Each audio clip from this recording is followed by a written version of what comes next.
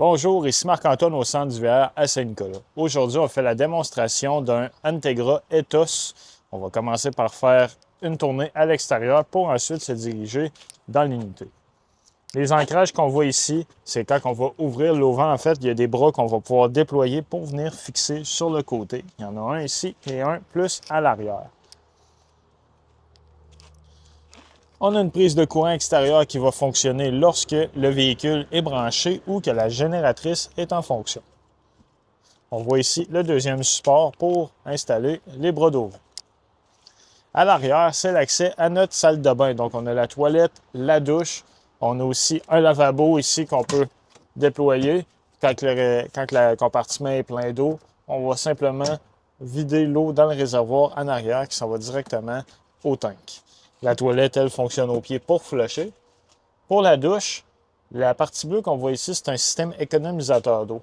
Ce que ça nous permet de faire, en fait, lorsqu'on est en mode autonomie, on veut préserver le maximum de notre capacité de réservoir d'eau fraîche. On veut gaspiller le moins d'eau possible. Donc, ça, ce que ça fait, en fait, c'est que lorsqu'on va sélectionner la valve dans cette position, on va ouvrir l'eau chaude, puis l'eau ne coulera pas du pommeau, elle va simplement circuler. Donc, le temps que l'eau chaude du chauffe-eau s'en vienne à la robinetterie, on ne gaspille pas une seule goutte. Quand la partie bleue va être légèrement illuminée ici, ça veut dire que l'eau chaude est rendue. On remet la valve dans la position, puis l'eau chaude va sortir directement du pommeau sans qu'on ait gaspillé une seule goutte. Ensuite, on a du rangement, des tiroirs, cabinets d'armoire. Lorsqu'on prend une douche, on a un rideau qu'on vient placer tout autour pour vraiment rendre le tour imperméable. On a des crochets de rangement ici, prise de courant, l'interrupteur pour mettre la pompe à eau en fonction. Donc, la pompe à eau, elle va aller chercher son eau dans notre réservoir d'eau fraîche. On a un interrupteur ici pour l'éclairage et une douchette extérieure juste ici. Donc, on a la hose Quick Connect qu'on vient connecter là au besoin. Ce qu'on voit là, c'est le fil pour alimenter en électricité notre unité. On est muni d'un réceptacle de 2 pouces, donc pour mettre coffre de rangement supplémentaire, rack à vélo ou atteler une remorque. On a les connexions pour les remorques au besoin juste ici. On a aussi une ventilation au plafond de la salle de bain avec un fan qui est intégré. On a la possibilité de connecter un panneau solaire portatif juste ici. Donc, c'est relié directement à la batterie du véhicule. Très important, si jamais on connecte un panneau solaire là, il doit avoir un régulateur de courant intégré. Ici, c'est un interrupteur pour un éclairage d'appoint. Prise de courant 120 volts supplémentaire. Le tank flush, ça sert à rincer notre réservoir d'eau noire, donc l'eau de la toilette. Quand on commence à avoir des mauvaises odeurs qui s'accumulent, on connecte l'eau ici, puis ça va rincer l'intérieur. Très important, il ne faut pas oublier l'eau connectée là, car ça va monter dans le réservoir au point de déborder par la toilette à l'intérieur. À la gauche, le City Water Connection, donc quand on a accès à l'eau du camping ou de la ville, on va le connecter ici. L'emplacement pour connecter l'électricité prise 30 A 120 volts notre véhicule. Et on a aussi prise de câble TV satellite qui est là. Notre système d'égout, donc on a la sortie qui est juste ici. On a les valves qui sont sur l'arrière. On va toujours connecter notre tuyau ici et commencer par ouvrir la valve noire, qui est l'eau de la toilette. Quand c'est vide, on va ouvrir la valve grise, qui est l'eau de la douche et des éviers. Ça va rincer notre tuyauterie. Par la suite, on ferme les valves et on remet notre capuchon. Ce qu'on voit là, c'est la sortie d'exhaust pour la génératrice qui se trouve sous le véhicule. Ici, c'est la sortie d'exhaust du système Truma. Donc, le Truma, dans le véhicule ici, va gérer le chauffe-eau et le système de chauffage. En dessous, on a l'emplacement pour remplir notre propane et on a un solénoïde qu'on va venir activer. Donc, on n'a pas de valve à ouvrir et fermer. Ça va être l'interrupteur ici. Vers le bas, il va être fermé et vers le haut, il va être ouvert. On a un compartiment pour mettre notre tuyau d'égout aussi lorsqu'on a terminé de s'en servir. Le véhicule fonctionne à l'essence, donc l'essence ordinaire seulement dans ce cas-ci. C'est vraiment un petit détail. On a un auxiliaire start, donc le bouton qu'on voit juste ici. Ça, c'est en cas de dépannage, si jamais on arrive pour faire décoller le moteur. On n'a plus de batterie pour faire décoller le moteur, mais il nous reste de la batterie en arrière pour la partie maison. Donc, on va appuyer sur le bouton, puis on va être capable de faire décoller le moteur en utilisant la batterie de la maison directement. Sous le capot, on va avoir accès à nos différents niveaux. Donc, on a réservoir de liquide de freinage, de refroidissement. On a aussi la baguette pour vérifier le niveau d'huile moteur qui est là, le remplissage du lave-vitre et de cerveau direction qui est là. On n'a pas de, la batterie n'est pas sous le compartiment, la batterie se trouve sous le plancher du conducteur. Donc, lorsqu'on veut effectuer un survoltage, on va avoir un emplacement qui est juste ici pour connecter la pince positive et le négatif, on va pouvoir le mettre au ground, au frame directement, donc soit sur un boulon ou une partie qui est à vif.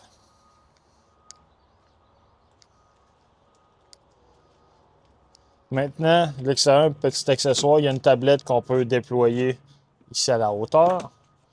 On a un petit système de rangement qui va cacher une table.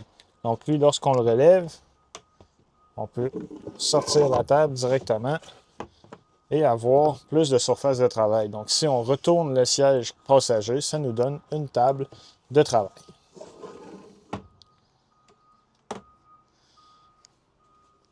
Maintenant, côté cuisine, on a un micro-ondes, lui fonctionne 120 volts, conventionnel comme on a à la maison. Une cuisinière qui fonctionne au propane. Elle, lorsqu'on veut l'allumer, on va tourner les gaz et appuyer pour effectuer l'étincelle. On a un évier avec différents systèmes de compartiments, de rangement, donc on peut immobiliser la vitre dans cette position. On a des bacs, planches à découper, donc tout est empilé pour rester dans l'évier. Le réfrigérateur, lui, fonctionne sur le 12 volts. Donc, pour l'ouvrir, comme c'est ici, on a une partie congélateur intégrée qui est là. De l'autre côté, à l'entrée, on a notre moniteur principal. Donc, sur lui, qu'on va avoir les différents affichages, qu'on va pouvoir gérer aussi les différents systèmes. Lorsqu'on est sur le menu maison, c'est ce qu'on va voir. Donc, on peut complètement ouvrir les lumières et les fermer d'ici. On voit le niveau de nos réservoirs. Donc, l'eau fraîche, l'eau grise, l'eau noire et notre niveau de propane. L'interrupteur pour mettre la pompe à eau en fonction, encore une fois en mode autonomie pour utiliser l'eau de notre réservoir d'eau fraîche. On va recommander quand on a fini de s'en servir de l'éteindre.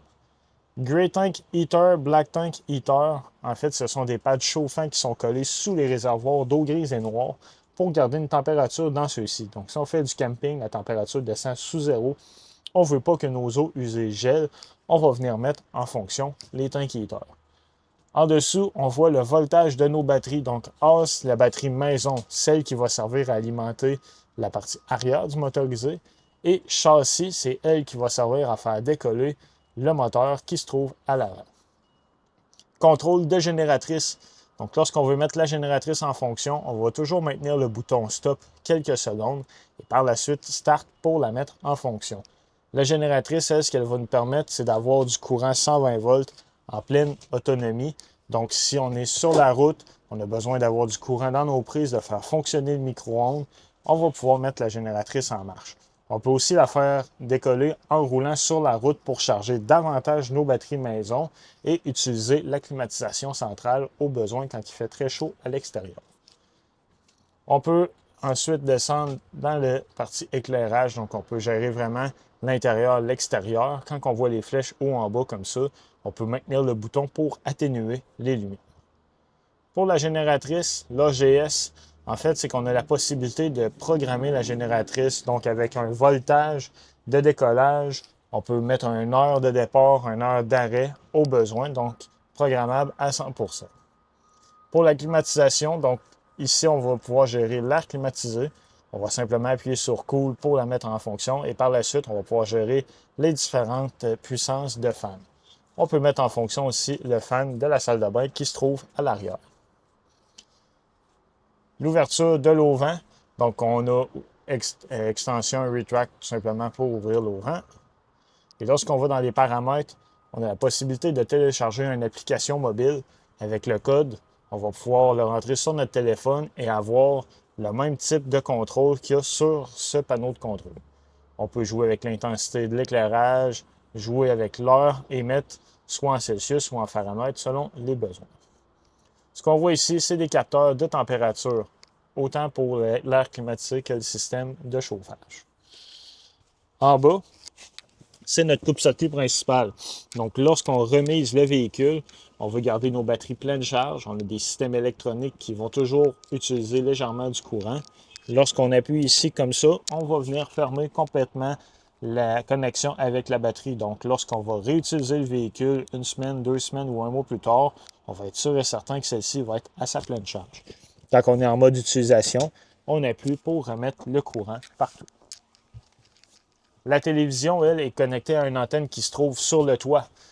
L'antenne, en fait, elle, son but, c'est de capter les postes digitaux.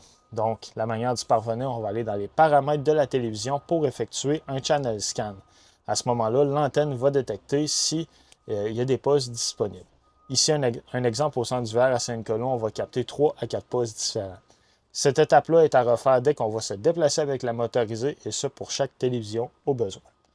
On a aussi un radio qui est intégré, donc plusieurs fonctions sur celui-ci. On peut connecter Bluetooth, gérer des ondes différentes.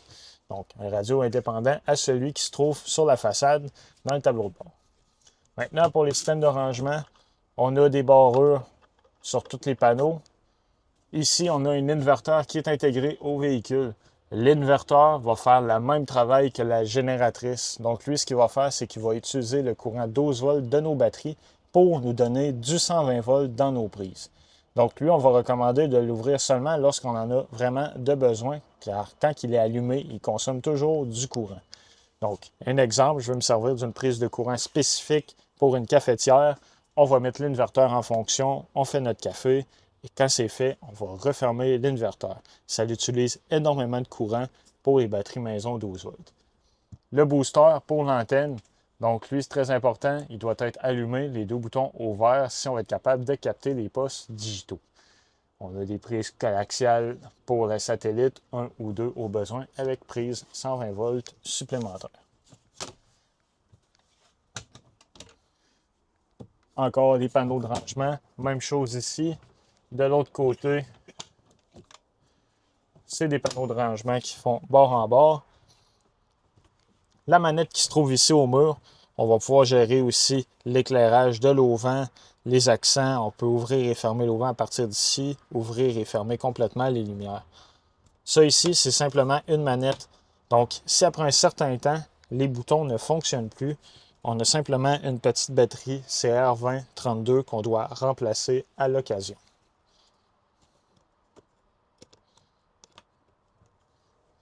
Le système Truma. Pour le mettre en fonction, on appuie sur le bouton. Et là, on a l'icône ici pour gérer le chauffage. Donc, lorsqu'on appuie dessus, on va pouvoir monter la température voulue. On va laisser à off dans ce cas-ci. Le chauffe-eau, même chose, on peut le mettre à Eco, à Hot ou à Boost. À Eco, en fait, c'est un élément de 750 watts qui va le faire fonctionner. À Hot, 1500 watts et 2000 watts pour Boost. Lorsqu'on veut utiliser puis ménager notre courant au maximum, le mode Eco est très efficace. Si on veut de l'eau chaude plus rapidement, c'est à ce moment-là qu'on va pouvoir le mettre à Hot ou à Boost. Ensuite, on peut gérer avec quoi notre système de chauffage et de chauffe-eau va être alimenté. Est-ce qu'on le fait fonctionner au propane, mix 1 et 2 qui va combiner propane et électrique, ou électrique 1, électrique 2. Même principe, c'est le wattage qui va être différent. Quand on va être connecté dans notre prise 30 ampères, le véhicule, on conseille fortement d'utiliser le mode électrique. Comme ça, on va ménager notre propane directement. Quand on veut revenir au menu, on appuie toujours sur le précédent. On peut aussi modifier la puissance des fans, donc le mettre en ventilation seulement et par la suite gérer la vitesse de celui-ci de 1 à 10.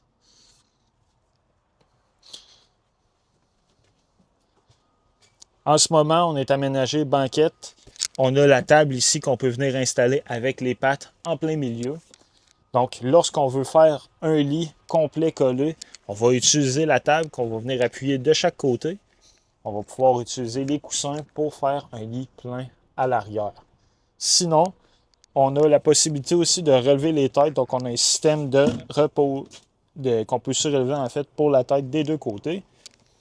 En dessous, là, ce qu'on voit, c'est notre détecteur de monoxyde de carbone qui est là.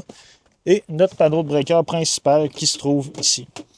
Donc, à gauche, on a la partie qui gère le 120 volts avec les breakers et à la droite, le 12 volts avec les fusibles.